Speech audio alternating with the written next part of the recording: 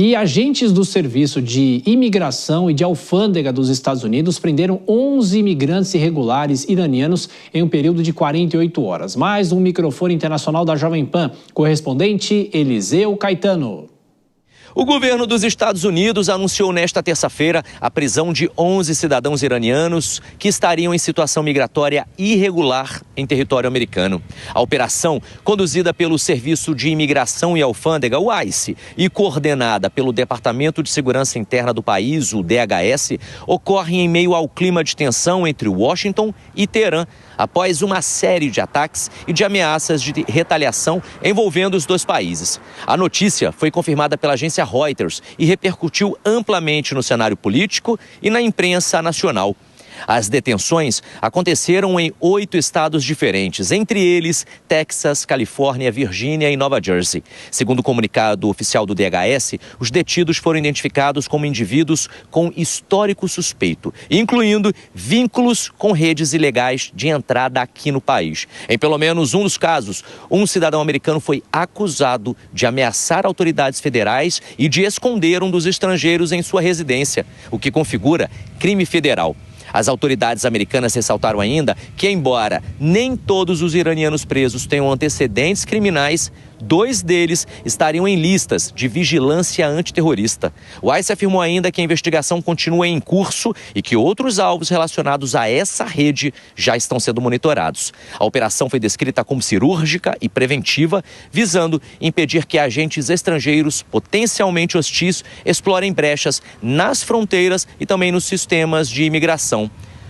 O momento das prisões é particularmente delicado porque o Irã e os Estados Unidos atravessam uma fase de extrema desconfiança mútua com a escalada de ameaças e ataques na região do Oriente Médio. Recentemente, Washington apoiou ofensivas militares israelenses contra alvos estratégicos em território iraniano. Em resposta, Teherã prometeu vingança e acusou os norte-americanos de fornecer suporte direto a operações consideradas atos de guerra.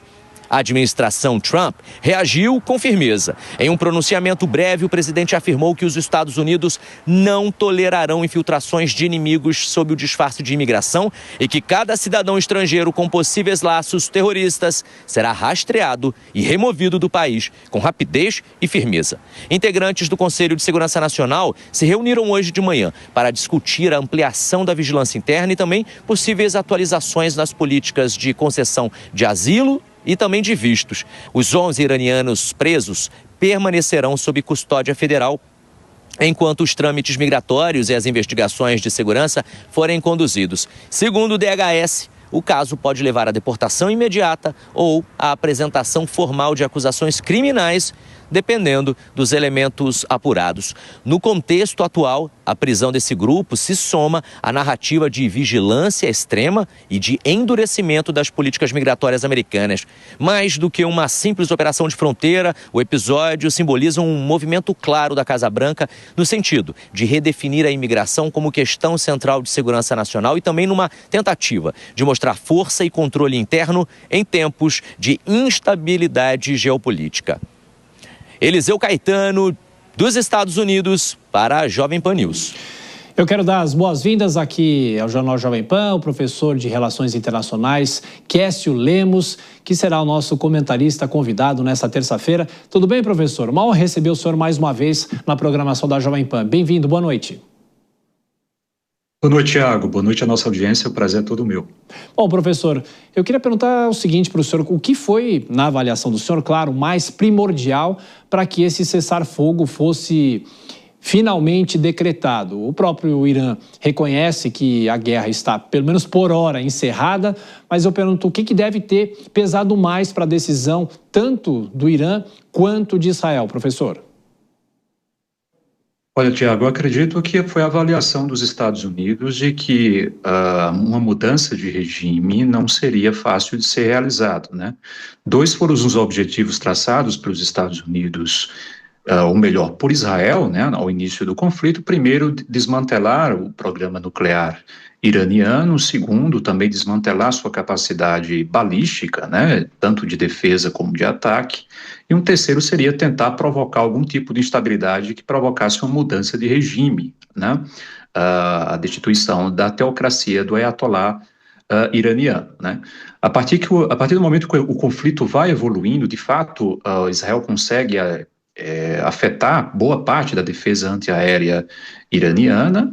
A entrada dos Estados Unidos vai comprometer em alguns meses ou atrasar em alguns meses o programa nuclear iraniano, mas não houve nenhum tipo de movimento interno, seja da oposição, seja da população, em torno de um movimento que pudesse colocar em xeque o regime do Ayatollah no Irã. Então, o medo, talvez, ou o receio do Donald Trump parece ter sido de que, mesmo se houvesse a queda do regime do Ayatollah, o que se faria no day after, né, no dia posterior a isso, né? A destituição de um regime não é fácil de ser alcançado, principalmente se tratando de um país onde haveria uma dificuldade imensa de haver uma invasão territorial. Você não derruba um regime sem presença de tropas naquele país. Os Estados Unidos, ou melhor, Israel, não tem essa capacidade, haja vista que o Irã tem 60 vezes o tamanho do território israelense. Os Estados Unidos, toda a agenda política do Donald Trump gira em torno de criticar, né, aquilo que fizeram seus antecessores, notadamente no Iraque e no Afeganistão.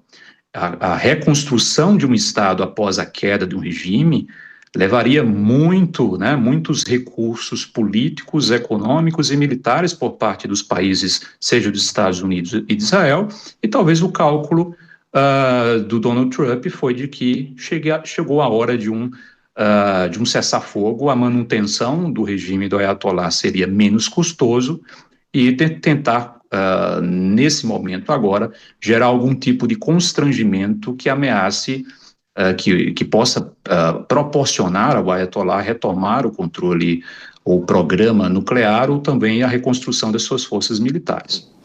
Bom, vou chamar os nossos comentaristas, Dora Kramer e Nelson Kobayashi aqui com a gente também. Dora, boa noite para você, bem-vinda. Como a gente fez ontem, uma avaliação desse dia depois, após o cessar-fogo, o que podemos esperar, as expectativas, os dois países se declarando os vencedores. E já pode passar a sua pergunta para o professor Kessio, nosso comentarista convidado. Bem-vinda, Dora.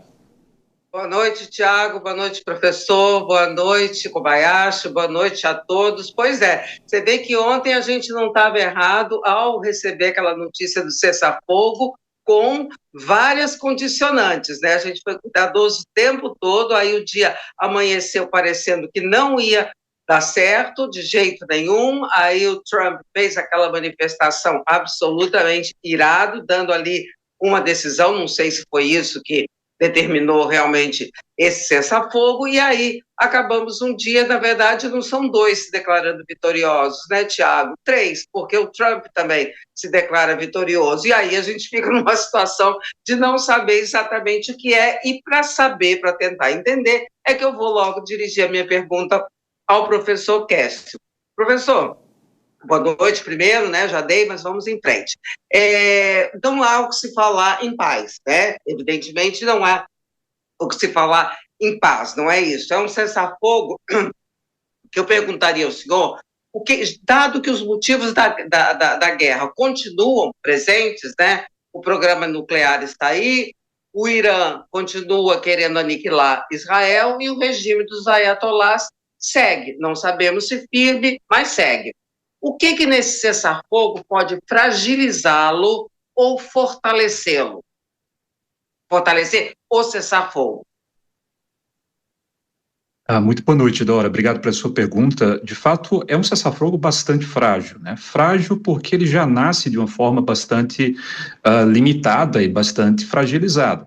Se levarmos em conta, digamos que houve aí uma negociação trilateral, né? Os Estados Unidos negociando com Israel, os Estados Unidos passando ou autorizando o Catar para negociarem, fazer uma interlocução junto com o Irã, mas você vê, poucas horas após o cessar-fogo já entrar em vigor, nós já temos um primeiro descumprimento desse cessar-fogo, o Irã atacando Israel, depois Israel movimentando, sinalizando ali uma nova reação, e o Donald Trump liga para o primeiro-ministro Netanyahu, aparentemente de forma bastante direta e sonífera, ordenando a não o não ataque ou a não resposta israelense aos ataques iranianos. Então, o que é que nós temos hoje? Nós temos um programa nuclear que, de fato, foi a causa da guerra, né, colocada pelo governo Netanyahu, e nós temos hoje um relatório também da inteligência americana contrariando aquilo que o Donald Trump e a Casa Branca havia propagado, de que não houve uma destruição total do programa nuclear iraniano, mas houve sim um atraso de alguns meses desse programa nuclear. Então nós já temos aqui um primeiro ponto que deve ser levado em consideração ao analisar a fragilidade ou a durabilidade desse cessar-fogo. Um segundo ponto é que nós temos outras questões muito importantes.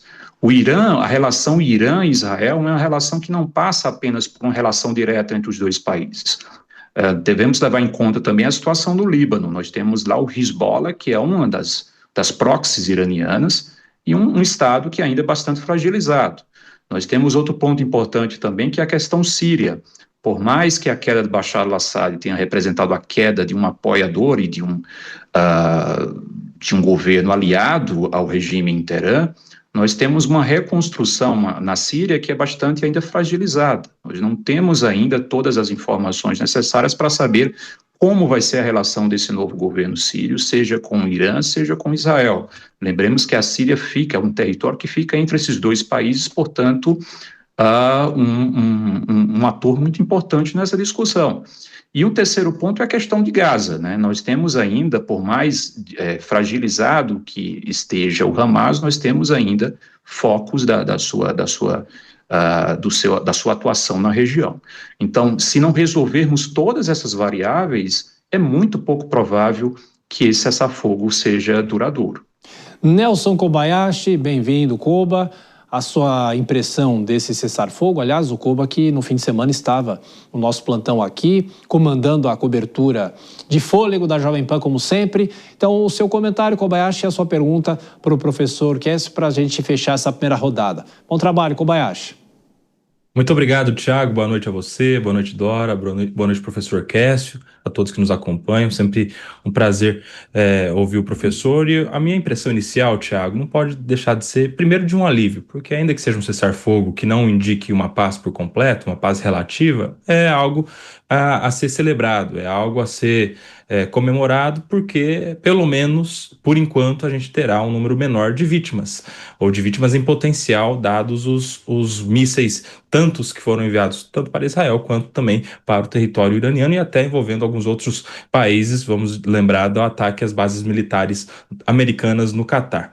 Então, a impressão é de alívio. Mas eu gostaria de deixar uma pergunta ao professor Kessio, justamente em relação ao fim da sua análise agora, professor, que são justamente os proxies, esses outros braços, se assim a gente pode dizer, das intenções iranianas, pelo meio do financiamento, que de alguma maneira ainda podem assolar o povo de Israel.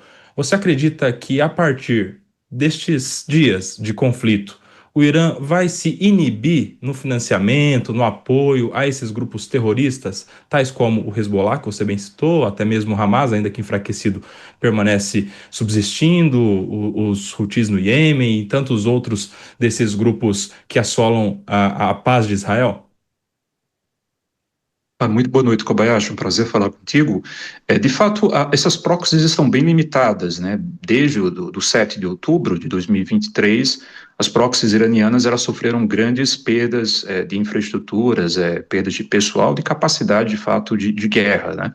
E temos que levar em consideração também que a própria queda do Bashar al-Assad na Síria vai fazer com que esse corredor terrestre do Irã para o Hezbollah, por exemplo, no Líbano, fosse quebrado. Então, o Irã está bastante comprometido a capacidade iraniana de continuar financiando esses grupos. Não que cessou por completo, mas está bastante comprometida. Agora, um segundo ponto é que o Irã hoje tem urgências maiores, né? O Irã precisa, de fato, reconstruir sua capacidade, por exemplo, de defesa aérea, que foi completamente neutralizada por operações de sabotagem e também por ataques aéreos israelenses, né? Então, tanto os Estados Unidos como Israel declararam ao longo do conflito ter a superioridade aérea em todo o território iraniano. Então, eu acho que o regime tem outras preocupações. Eu acho que, para além das proxies, o regime vai tentar tentar consertar as rachaduras que esse conflito trouxe dentro do próprio regime. Eu acho que a prioridade número 1, ao meu ver, vai ser o regime tentar consolidar sua posição. Por isso que há uma propaganda imensa sendo, nesse momento, propagada, desculpa a redundância, né, mas divulgada por todo o Irã, de que esse conflito acabou com uma vitória, né, uma vitória de Deus, né, como eles colocam lá dentro dos canais oficiais de comunicação do governo iraniano. Então há essa preocupação de trazer um sentimento nacionalista, um sentimento de vitória militar contra aquilo que os iranianos chamam o regime iraniano chama, do grande Satã que representaria Estados Unidos e o pequeno Satã, como eles chamam, que seria Israel. Então há essa preocupação. Eu acredito que a maior urgência deles hoje é essa. E a superioridade militar dos Estados Unidos, de Israel e dos Estados Unidos também contra essas proxies nos últimos meses de conflito, com certeza, ao meu ver, manterá o alerta ligado, o radar ligado das forças israelenses para evitar qualquer tipo de reconstrução dessas forças, seja no Líbano, seja na faixa de Gaza. A questão dos Houthis já é um pouco mais problemática porque é distante, bastante distante de Israel, né, o Iêmen. Então, é algo que requer uma logística completamente diferente, mas certamente os Estados Unidos também procurarão manter essas proxies enfraquecidas para que o Irã continue aí numa posição mais fragilizada do ponto de vista regional.